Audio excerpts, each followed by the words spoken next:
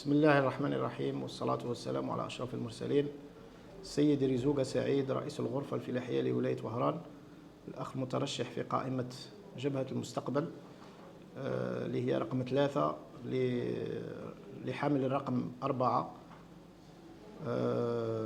نحن نقدم برنامج في هذه الحملة الانتخابية فيما يخص ساكنة وهران، فيما يخص انشغالات ساكنة وهران، فيما يخص فلاحي ولاية وهران، فيما يخص كل القطاعات اللي تربطنا مع المواطن. احنا ان شاء الله نكونوا في حسن ظن المواطن. احنا رانا ناضلنا في هذا الحزب جبهة المستقبل، وناضل فيه لكي ان شاء الله يكون عنده هو مستقبل، وحنا ثاني يكون عندنا مستقبل مع المواطنين تاعنا. احنا ان شاء الله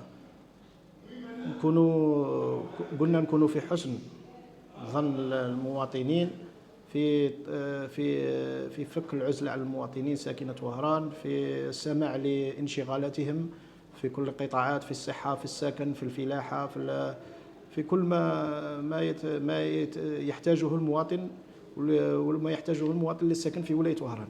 ان شاء الله البرنامج تاعنا راه باين. انا نهضر على خوتي الفلاحي لولاية وهران اللي دائما كنت نسمع الانشغالات تاعهم، ودائما كنا نحلوا المشاكل تاعهم، والمشاكل اللي مازال ما تحلوش ان شاء الله رانا لا طلعنا في البرلمان، وكنا ان شاء الله نكونوا في حسن ظنهم، ونقوموا بطرح المشاكل تاعهم للسلطات العليا.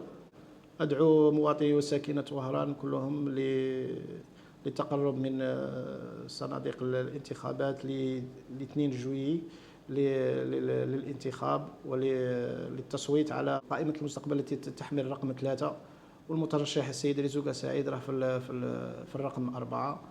وشكرا لساكنة وهران، وإن شاء الله نكونوا في حسن ظن الجميع.